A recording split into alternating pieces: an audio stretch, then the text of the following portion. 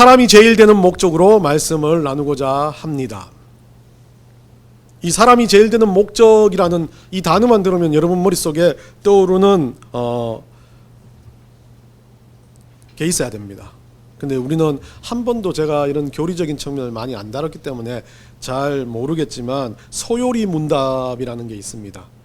웨스트민스터 소요리 문답이라고 상당히 중요한 장로교와 칼빈주의의 상당히 중요한 신앙 문답서입니다. 그래서 예전에는 뭐 세례를 받거나 여러 가지 할 때 이 소요리 문답을 상당히 중요하게 활용했는데 시간이 많이 지나면서 소요리 문답보다는 또 여러 가지 더 쉽게 만든 책들이 나와 많은 사람들이 이용을 합니다. 1643년 영국 의회의 국왕이었던 찰스 1세는 의회에서 청교도 혁명, 청교도들이 내란을 일으킵니다. 영국 교회가 공통으로 그래서 이제 좀 영국 교회가 하나 됐으면 좋겠다는 심정으로 공통으로 따를 만한 무언가 전례, 교리, 권징 같은 게 있어야 되겠다. 기준을 수립해야 되겠다라고 생각해서 웨스트민스터에서 총회를 소집합니다. 1964년 7월 1일부터 1643년 7월 1일부터 1649년 2월 22일까지 장장 5년 6개월 동안 1163회 회의를 소집하면서 계속해서 교리를 가지고 이야기하고 나누기 시작합니다. 이 정규 모임에서 정말 많은 인원 151명의 인원들이 계속해서 모여서 121명의 성직자와 상위위원 10명, 하위위원 20명, 뭐 스코틀랜드 목사들 해가지고 종교교육을 같이 했던 사람들 그리고 종교교육에 대해서 알고 있는 사람들이 이 회의에 참석해서 서로 기준을 만들려고 성경을 갖고 논의하다가 장장 5년 6개월 만에 나온 내용이 웨스트민스터 신안 고백서라는 책과 한 100페이지 정도로 되어 있는, 우리로 봐서는 문고판으로 100페이지 정도 될 거예요. 이 챕터가 33장으로 되어 있는데 성경으로 시작해서 뭐 마지막 우리가 종말에 대한 이야기까지 그렇게 되어 있는 그 신앙 고백서, 그리고 소요리 문답, 그리고 또 대요리 문답, 이렇게 해서 만들어냈는데, 뭐 대요리 문답 같은 경우는 목회자들을 향한 것이고 소요리 문답은 성도들, 기본적으로 신앙의 기초를 가지고 가는 사람들에게 필요한 내용이었죠. 그래서 이것을 총 107문, 107개의 문답으로 이루어진 형태로 되어 있습니다. 아마 기독교인이라고 이야기한다면, 여러분들이 솔직하게 예수 그리스도를 믿는다라고 이야기한다면 상식적으로는 알아두어야 될 내용인 겁니다. 누가 물어봤을 때 소요리 문답이 대요리 문답이 뭔지를 모르는 건 상당히 부끄러운 일에 속할 수 있습니다. 장로교에서는. 우리 장로교에서는 전통과 같이 칼빈주의를 만들어냈던 그 전통을 가지고 만들어냈던 기초이기 때문에 그렇습니다. 그래서 그 소요리 문답의 1문, 가장 중요한 건 본 챕터에 가장 먼저 있던 것처럼 1문의 내용이 한번 우리가 앞에 이건 암송해야 됩니다. 무조건. 한번 읽어봅시다. 사람의 제일 되는 목적은 무엇입니까? 답입니다. 사람의 제일 되는 목적은 하나님을 영화롭게 하는 것과 그를 영원토록 즐거워하는 것입니다. 암송해야 돼요. 이거는. 사람의 제일 되는 목적은 하나님을 영화롭게 하는 것과 그를 영원토록 즐거워하는 것이다. 수식어고 다 빼더라도 우리 사람의 제일 되는 목적은 하나님을 영화롭게 하는 것, 하나님을 즐거워하는 것이라고 보면 될 겁니다. 시편 50편 23절 한번 읽어봅시다. 감사로 제사를 드리는 자가 나를 영화롭게 하나니 그의 행위를 옳게 하는 자에게 내가 하나님의 구원을 보이리라. 예, 시편 기자는요, 주님 앞에 감사함으로 제사를 드리는 것 자체가 하나님을 영화롭게 한다고 이야기합니다. 고린도전서 10장 31절 신약에 와서는 이렇게 말합니다. 그러므로 먹든지 마시든지 무슨 일을 하든지 모든 것을 하나님의 영광을 위해서 하라. 예, 하나님의 영광을 위해서 사는 것, 우리 삶, 그리스도인이라면, 기독교인이라면 우리의 모든 호흡까지도 일거수일투족이 하나님의 영광을 위해서 살아드리는 것, 그것을 자체를 하나님의 영광이라고 하는 겁니다. 결국 근데 하나님의 영광이 구체적인 건 모르겠어요. 우리도 어떻게 하나님의 영광이 될까 고민하지만 그 영광에 대해서 구체적인 건 모르겠지만 구약의 기자도 신약의 기자도 뭐라고 부릅니까? 하나님 위해서 감사함으로 제사 드리는 것. 그리고 우리가 살아가는 모든 삶에서 하나님 위해서 하고자 하는 것을 최선 다해서 노력하는 것.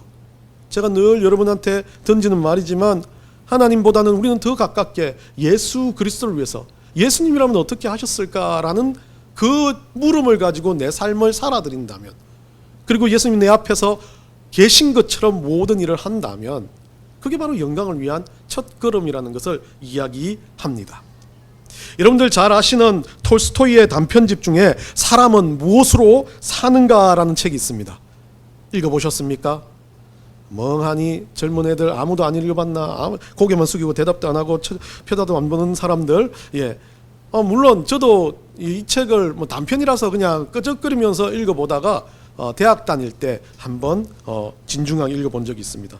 왜냐하면 숙제를 내가지고 교양국어에서 숙제를 내가지고 읽어봤는데 이 책의 내용에 구두수송군 세몬이라는 사람이 있습니다. 이 세몬은 이 겨울에도 너무 가난해가지고 아내하고 코트 하나를 나눠 입으면서 사는 사람이었습니다. 근데 이 세몬이 하늘은 결단을 합니다. 구두수선으로 해가지고 빛을 못 받았는데 그 빛을 받으면 꼭 코트를 하나 더 사가지고 우리 아내하고 나눠 입겠다고요. 꿈에 부풀어가지고 빛을 받으러 갔더만 이 사람이 빚쟁이가 돈이 없다고 그러는 겁니다. 뭐 돈이 없는 걸 어떻게 받아내겠습니까? 이 세몬은 돌아오면서 너무 화가 나서 가진 돈마저 술을 진탕 마셔버리고 말았습니다. 우라가 치밀어 오르서 술을 진탕 마시고 이제 이 돌아서는데 교회 모퉁이에서 벌거벗은 사람이 하나 있는 겁니다. 추운 겨울날. 그래서 술은 마셨지만 사람의 본성은 참 어디 갑니까? 화는 났지만 그래도 극률한 마음으로 자기 입었던 그 남은 코트마저 그 사람한테 벗어줘 버립니다.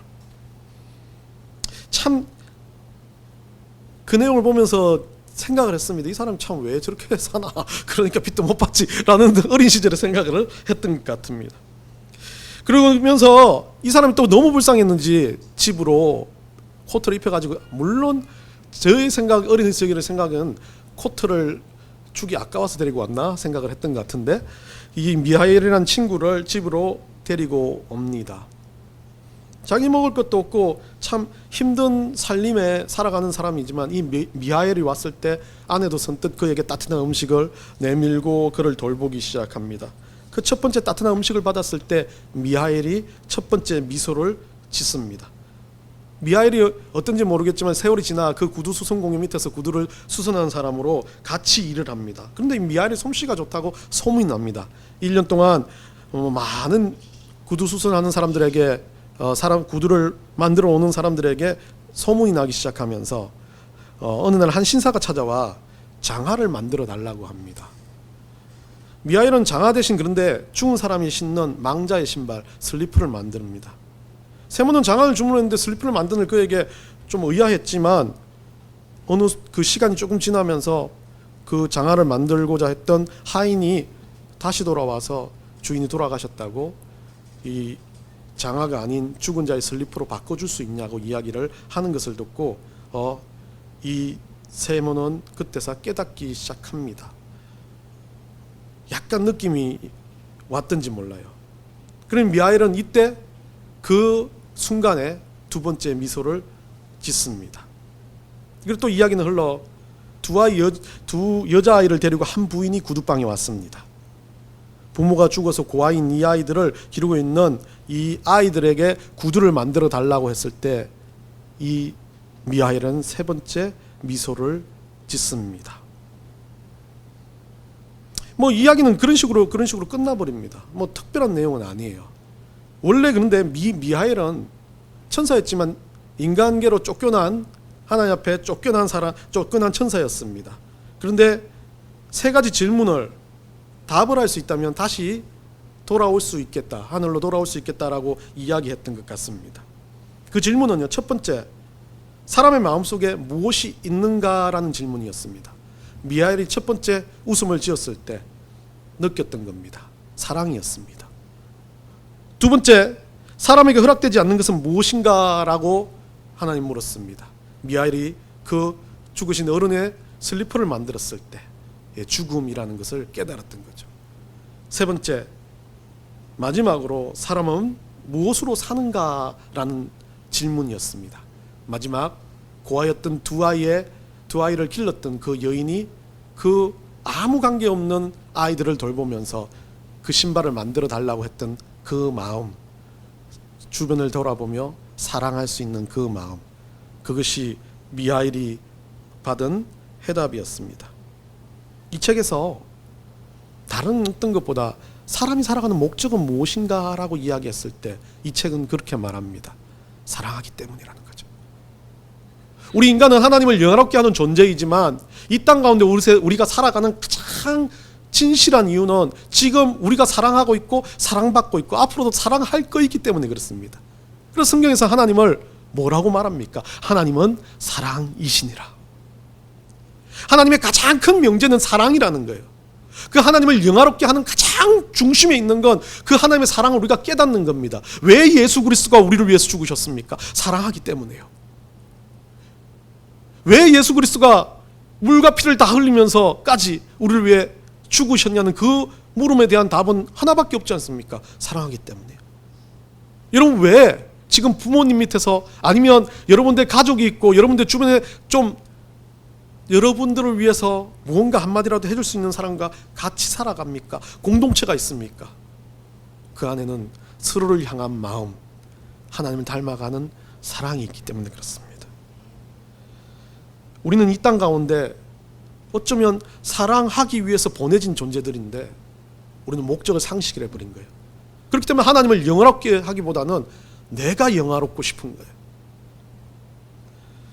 어느 소설가는 책 제목으로 목적 상실의 시대라고 오늘날을 이야기합니다. 목적이 없기 때문에 공허합니다.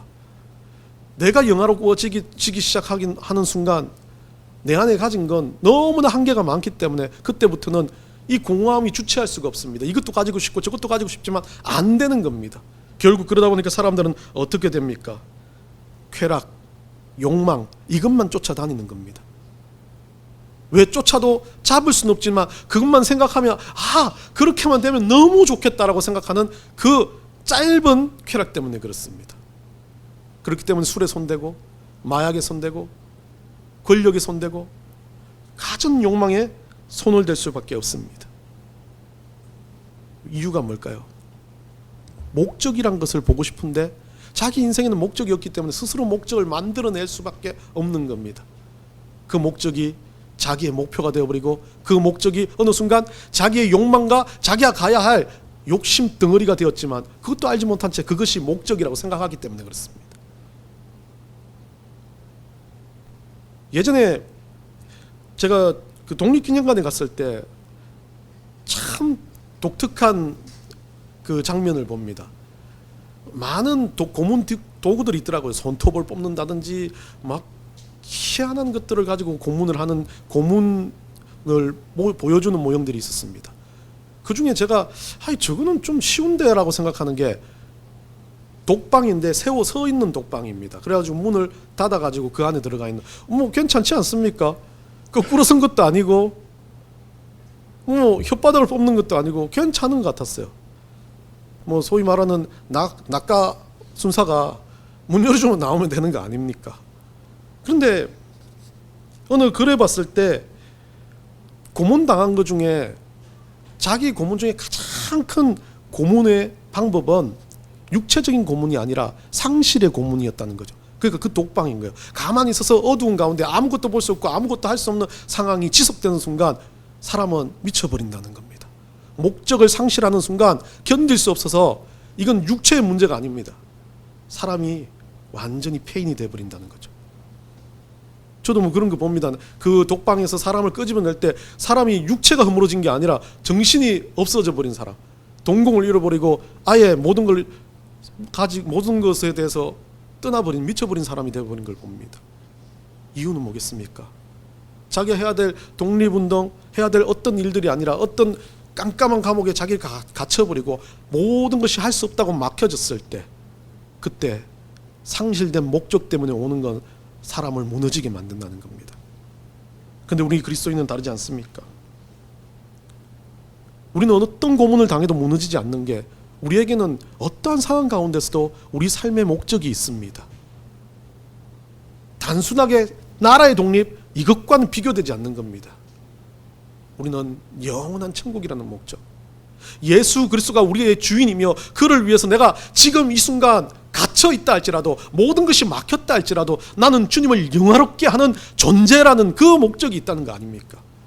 그래서 웨스트민스터 소요는 문답, 이 일문이 얼마나 중요합니까? 내 생은 누구에게도 비교되지 못하는 초라한 바퀴벌레만도 못한 존재이겠지만, 누군가에게 밟혀 죽을 벌레 같은 존재이겠지만, 우리의 밟혀 죽을 그 죽음이 있다 할지라도 그 우리의 모든 삶은 하나님을 영화롭게 했다, 하나님을 기쁘시게 하고 즐겁게 했다라는 전제가 있다면 그 삶은 벌레의 삶이 아니라 영광스러운 삶이라는 거죠.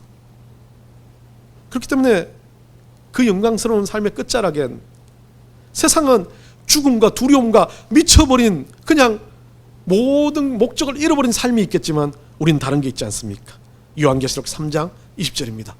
우리 한번 마음을 담아서 읽어봅시다. 볼지어다 내가 문 밖에 서서 두드리노니 누구든지 내 음성을 듣고 문을 열면 내가 그에게로 들어가 그와 더불어 먹고 그는 나와 더불어 먹으리라.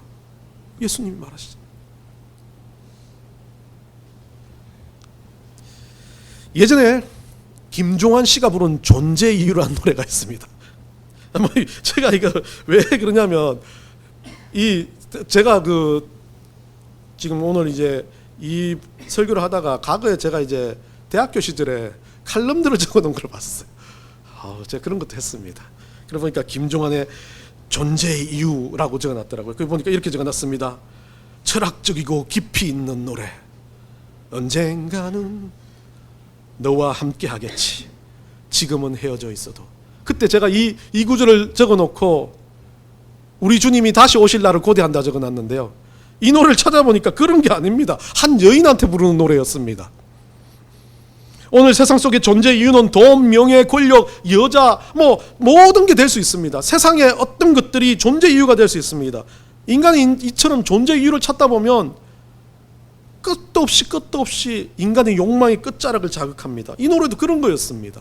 그런데 저는 이제 그것을 통해서 나는 지금 헤어져 있는 그 주님을 기다립니다 라고 어린 시절, 대학 시절 제가 주님 앞에 했던 고백을 읽으면서 참 한번 생각을 깊게 해보게 됩니다.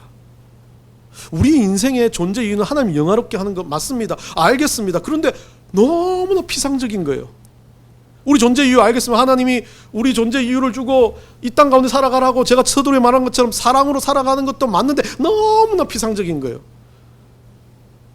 돈 없어도 그럴 수 있나? 건강 없어도 그럴 수 있나? 여러 가지를 보면 피상적입니다. 그냥 그런 것 같아요. 그래서 중심을 생각합니다. 왜 내가 그렇게 살아야 되지? 주님이 명령하신 거 알겠어. 근데 왜 조금 사랑 없이도 살아가고 뒤통수 치는 그리스도인도 봤고 예배도 좀 잘 안 드리고 삐딱삐딱 하는데도 잘 되는 그리스도인도 봤고, 보면 기독교인이라고 하는데 정말 무늬만 기독교네요. 교회 와서 그냥 장사하려고 오는 사람도 있는 것 같아요. 그런데 저런 사람도 있는데 내가 하나님 앞에 영광을 돌리면서 그렇게 거룩한 채 하고 살아야 되나 라는 그 전제가 뭔지를 궁금해했습니다. 그러면서 한번 생각을 해봤어요. 내 존재의 이유? 그럼 존재 이유가 뭘까? 사랑하기도 해야 되고 그리스도인이기 때문에 당연히 그렇게 해야 되는데 내 존재 이유는 뭘까라는 그 핵심적인 답에 머릿속에 꽉 들어박힌 게 뭐냐면 내가 누구냐는 겁니다. 너는 어떤 존재냐는 겁니다. 그런데 우리가 생각하는 존재는 언제나 우리의 머릿속에 있습니다. 내가 생각하려고 합니다. 내가 주인이 되려고 합니다. 그 존재의 주인에는 꼭 나라는 게 들어가 있습니다. 근데 그것부터가 틀린 거 아닙니까? 그때 제가 딱 제 머릿속에 아무렇지도 않게 우리가 외웠던 그 말씀이 그냥 머릿속에 꽉 들어박히는 거. 태초에 하나님이 천지를 창조하시니라. 나는 누구라고요? 하나님이 창조하신 거 아닙니까? 하나님이 나를 만드신 거예요. 인간은 원래 하나님 형상으로 창조되었습니다. 인간은 원래 자기 중심이 아니고 하나님처럼 만들어진 거 아닙니까? 하나님이 원해서 만드신 거예요. 하나님의 방식으로 만든 거예요. 하나님 목적으로 만든 거예요. 인간의 목적은 아무것도 들어가 있지 않습니다. 우리의 존재는 하나님 거라는 거 아닙니까? 그 마음이 들어오는 순간 존재 이유가 확실해진 겁니다. 내가 하나님 영광 돌려야 될 가장 근본적인 이유는 내 존재 자체가 하나님 만드신 것 때문에 그래요. 내 존재 자체가 하나님을 닮았기 때문에 그래요. 하나님 닮음이 하나도 없다면 하나님을 영화롭게 할 이유가 하나도 없어요. 하나님 닮음이 하나도 없다면 우리가 사랑할 이유도 하나도 없어요. 근데 하나님 닮았기 때문에 어제 나한테 욕한 그 사람도 그냥 때리고 싶었지만 돌아서면서 사랑스러워지는 거 아닙니까? 사랑하려고 노력하는 거 아닙니까? 아무리 누군가 나에게 잘못을 하더라도 억울하고 또 억울한데 다시 돌아보면서 내가 좀 뭔가 잘못한 것도 있겠지라고 돌아보는 거 아닙니까? 이런 일들 가운데서요, 가장 중요한 건 어떤 겁니까? 우리가 하나님 앞에서 우리의 존재 이유의 가장 근본적인 것을 알기 위해서는 다른 어떤 것도 필요 없습니다. 근본적인 것, 우리가 하나님의 형상으로 만들어졌다는 믿음 아닙니까? 이 믿음 없이는 아무것도 안 된다는 겁니다.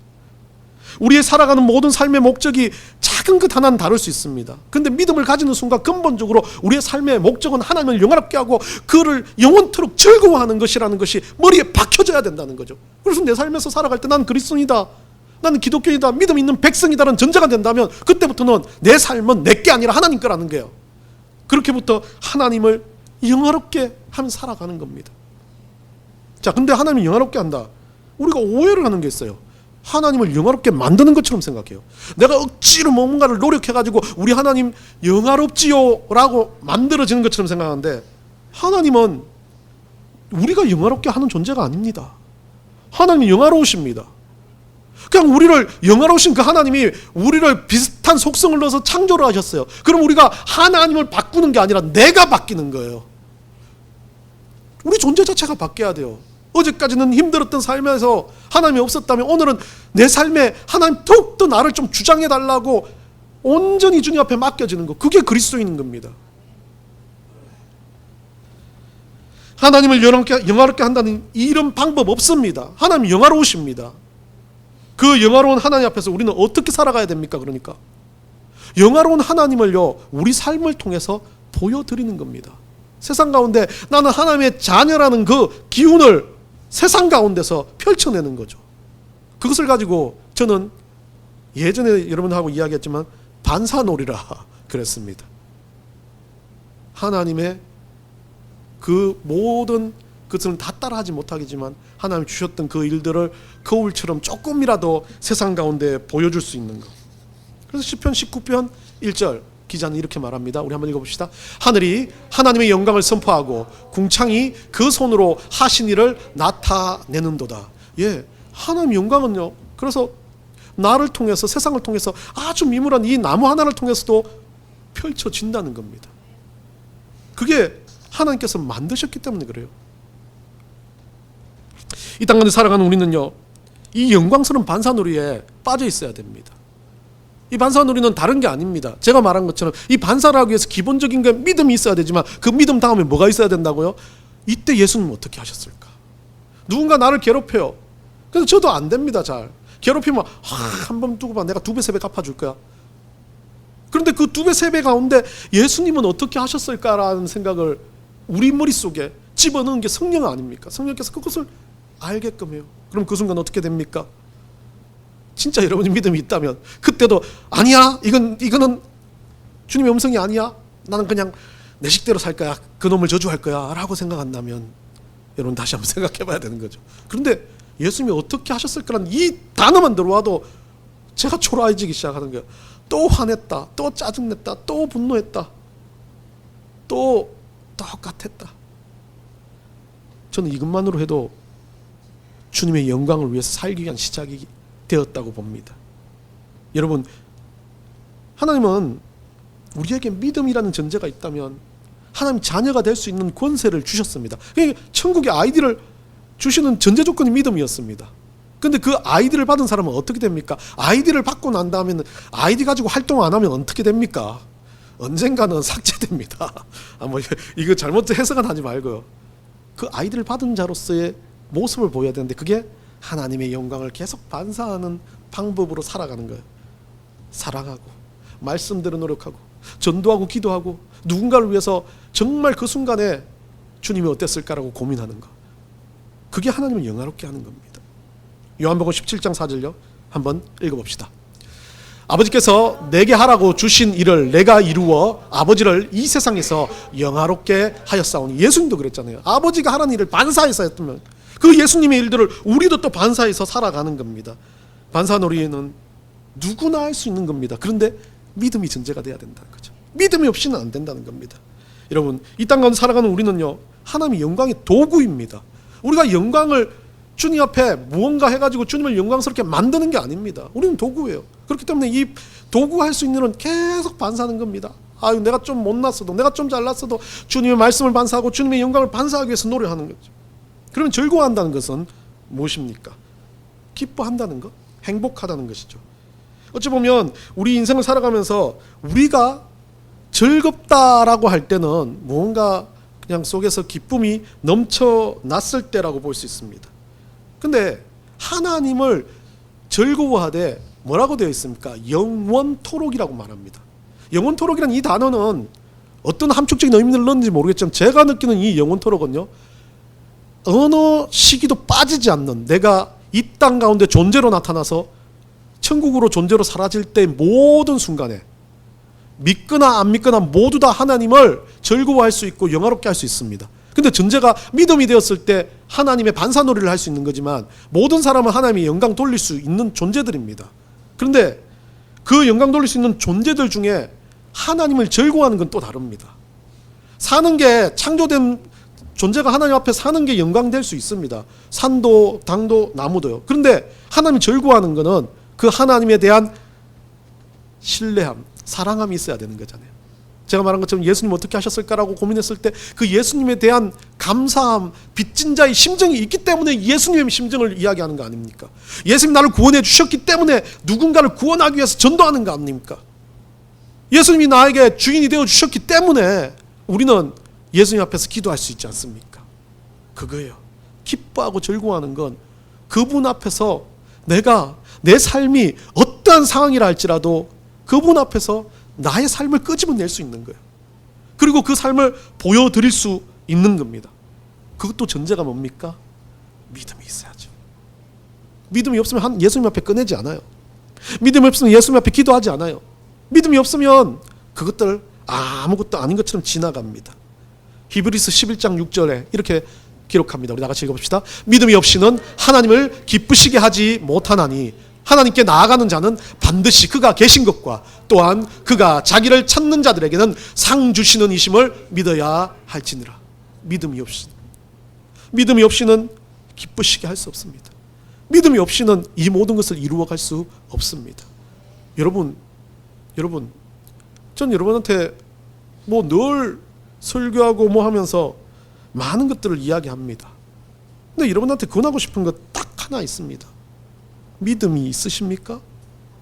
이 믿음을 가지고 살기를 원하십니까? 그리고 여러분들 그렇게 고백했지 않습니까? 구원받았다고 말하지 않습니까? 그렇다면 이 믿음을 가지고 여러분들이 해야 될 첫 번째는요, 즐거워하는 거 아닙니까? 기뻐하는 거 아닙니까? 그것이 하나님을 영화롭게 합니다.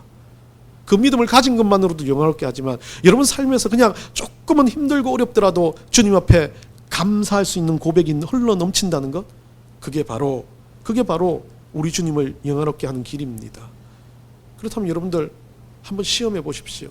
한 주간 여러분 살아갈 때 믿음이 있고 감사가 있는 사람들은 얼굴 표정부터 바뀔 거예요. 행동부터 바뀔 거예요. 저도 요즘에 짜증을 좀 많이 냅니다. 더워서 그런지 몰라도요. 그런데 그것이 계속 반복되면 안 돼요. 그리스도인도 짜증낼 수 있어요. 그리스도인도 화낼 수 있습니다. 그리스도인도 문제될 수 있습니다. 그런데 그 문제를 돌아보고 믿음으로 다시 한번 예수님은 어땠을까라고 고백하면서 바뀌어지는 게 영화로운 거예요. 우리 주님을 영화롭게 하는 거예요. 왜요? 사랑 때문에, 주님의 사랑 때문에 제가 바뀌는 거니까요. 저를 쳐서 복종시키는 거니까요. 그리고 그렇게 살아드리기 위해서 안간힘을 쓰는 것이기 때문에 그렇습니다.